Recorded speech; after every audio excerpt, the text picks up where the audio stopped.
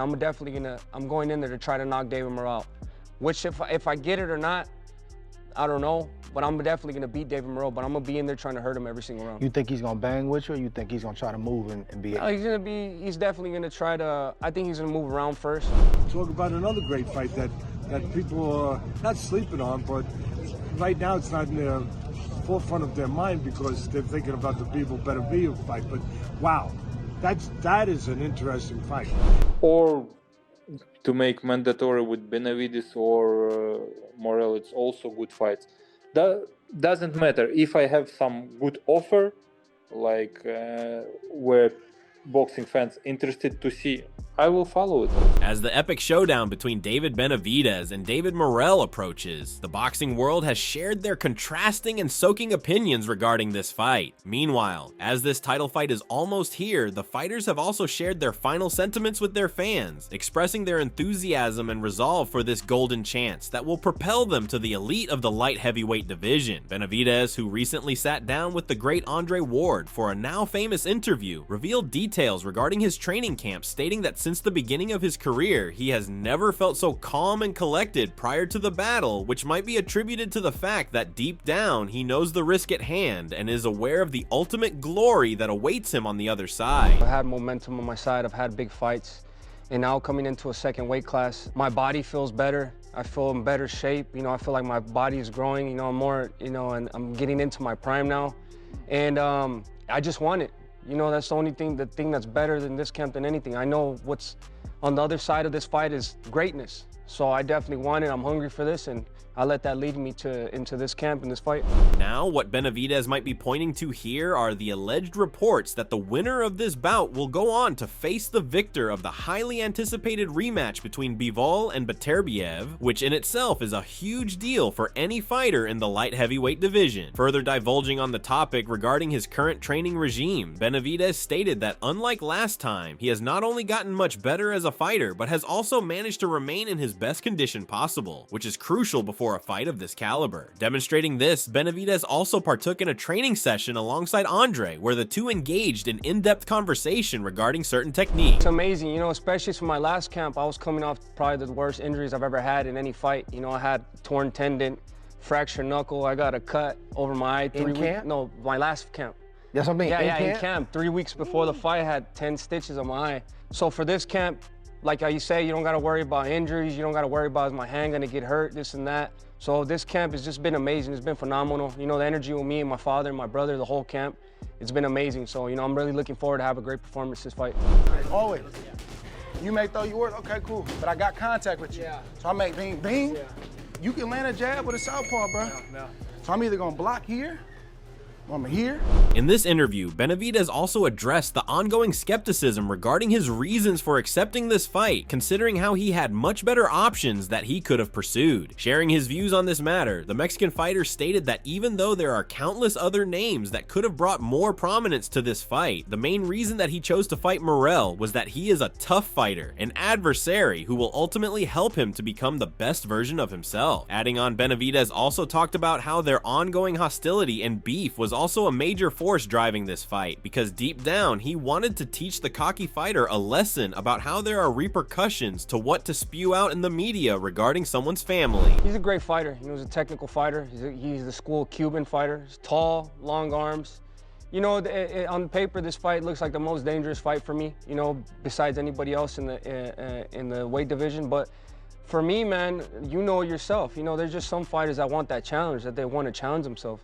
And this is why I chose this fight, because it looked like the hardest fight on paper, and I want to challenge myself. I really don't like you. He's definitely real. I don't like him. I don't like him all. And just with these fights, I think it just brings that out in you. I think the more you dislike somebody, the better it is for the fight and for the self. These comments from Benavidez seem to have reignited the fire that has been burning since the fight was announced, as from day one it has become evident that these two fighters have something much deeper going on than the regular boxing trash talk. And after looking at all the cutthroat insults that are being exchanged, the community is ablaze with anticipation of who might win this battle, because he will not only move forward in the division with a new flashy belt, but he will also be the winner of the intense argument and dispute that has followed the fighters for quite some time now.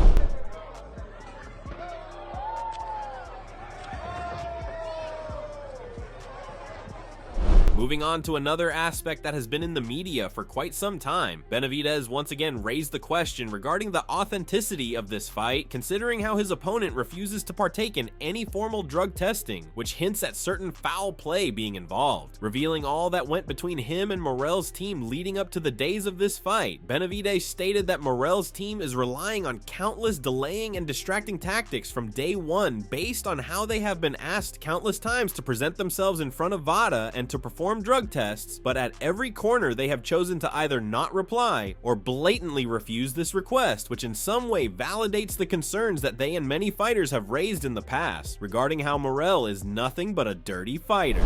I had, with David Morrell, the only reason I bring stuff up is because people say stuff.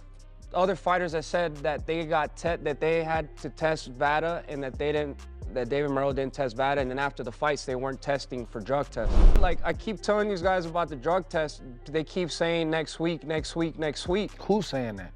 Their team. Okay. David Morrell, I've sent all my stuff. I'm like, I'm ready to go. Let's test. I'm like, oh, we're just waiting with this. You know what I mean?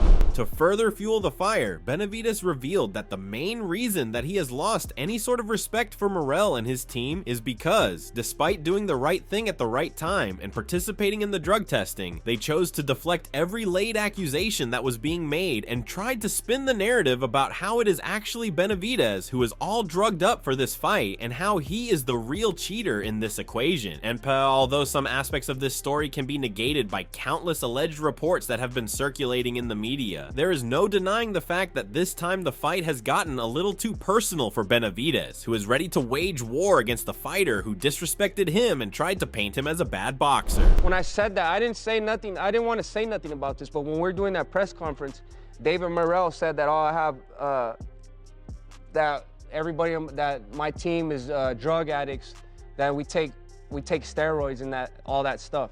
So that's why I just let it go. I'm like, bro, if you're not gonna tell me that we're taking steroids when we've been on top of you guys trying to get the VADA testing. So that's the whole thing about that. But now the VADA's been doing the job. We've been testing good. Once again, reiterate his past emotions surrounding this fight, Benavidez issued brutal threats and warnings aimed at the Cuban fighter, stating that after everything that has happened in the last couple of months, he is going to make sure that he not only gives the fans the fight that they have been looking for, but he will also make sure that he viciously beats down his opponent to the point that he is going to be forced to sports altogether. I'm going in there to try to knock David Morrell out.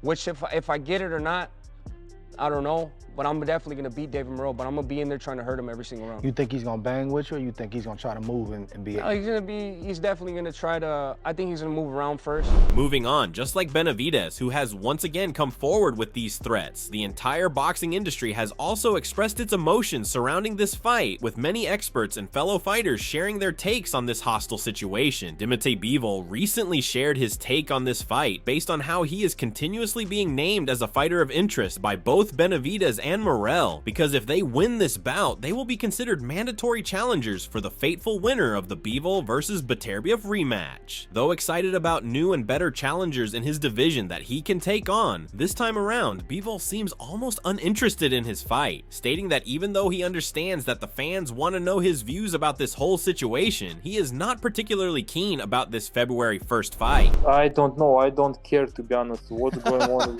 with them. I just don't care at all. And about Morrell, I didn't see a lot of his fights. I didn't see his fights, to be honest, at all. What is your reaction to that? To be honest, I don't think too much about their fight because I have my own business with Beterbiev.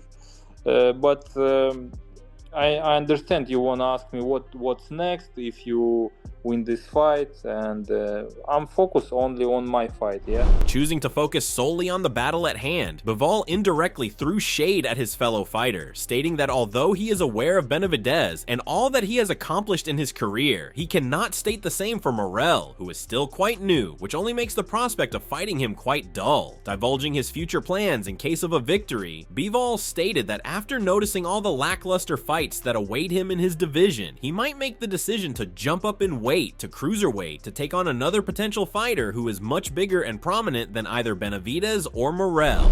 And now I'm trying to put something else for the future. Maybe I could go to cruiserweight, why not? there is also interesting fights for us. Turk Ali Sheikh told that he wants to see the winner of the fight in cruiserweight. Why not? However, regardless of his views on this fight, the only reason that might propel and pursue Bivol to accept this fight is a good offer given to him by either team, or only if the fans really want to see him go against a mandatory challenger, because otherwise there is not really anything glamorous or enchanting about this fight that might cause him to go out of his way to participate in. Or to make mandatory with Benavidez or Morrell, it's also good fights. That doesn't matter. If I have some good offer, like where boxing fans interested to see, I will follow it. With this being said about the potential future that might await the fighters after getting over this obstacle, Teddy Atlas has shared his analytical approach regarding this fight, emphasizing that when it comes to a fight of this caliber, you cannot decide on one single definitive winner because both fighters have varying attributes where they shine the best. Teddy also stated that many people might be underestimating the significance of this bout, mainly because of it being overshadowed by the Bivol and Beterbiev rematch, and how the general community does not realize that this fight is not only very dangerous for both Benavidez and Morrell, but that it also has the potential of changing the ranks of the light heavyweight division. You know, don't come in the front door, come in the side door. Don't talk about Bivol and Benavidez. Talk about another great fight that people are not sleeping on, but right now it's not in the forefront of their mind because they're thinking about the Bivol-Benavidez fight. But wow, that is an interesting fight. And you know why it's interesting? It's a dangerous fight for both guys. Further highlighting his opinion regarding the uniqueness of this bout, Teddy explained that in this modern era of boxing, where fighters hardly take any risks for fear that they might lose their fame and credibility in the sport, both Morrell and Benavidez have decided to come forward to accept the hardest fights of their careers, especially considering how they had countless other options that were available, but they preferred to wait in hopes of getting a more worthy and challenging fight. Elaborating the impact that fights such as these have on the sport, as well as the boxer's mentality, the renowned coach explained that these kinds of fights show the reality of the competitiveness of the sport and push the fighters to become the best version of themselves rather than holding themselves back in fear that they might lose. It's two guys in there that have the future in front of them in their career, and they're taking a risk. They're both taking a big risk. That's what, for me, that's what makes this fight so special. Their talents, their undefeated records, what's at stake, right? All of that.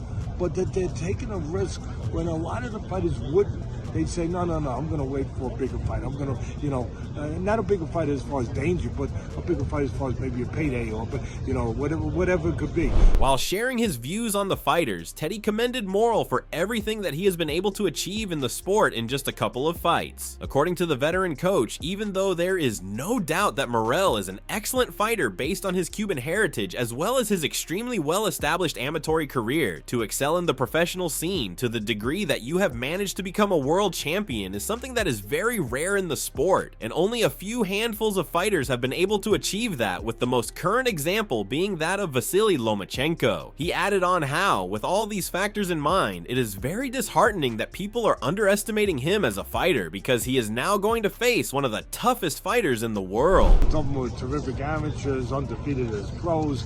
I mean, Morrell comes from the legendary Cuban national team, in the Olympics, everything else.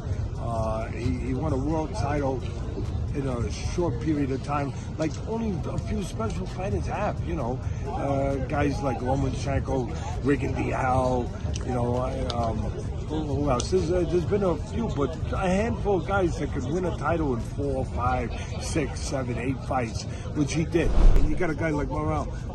Not all those kind of fighters at this stage of their career would go and take on a dangerous fight against a guy like Benavidez. Shifting his focus to the Mexican monster, Teddy also praised him as well for everything that he has done. But the main aspect that he chose to highlight was how, even after getting rejected by major names in the industry, Benavidez did not give up and waste his time around in hopes of getting an easy fight. But on the contrary, he shooed to accept the toughest battle that he can find in the form of a younger fighter like Morrell. Now, the fighter that Teddy tried to allude to here, who supposedly ducked Benavidez, is none other than Canelo Alvarez, who despite accepting the much more appropriate Benavidez fight, is now looking around for his future opponents, with the top contender on the list being Terrence Bud Crawford.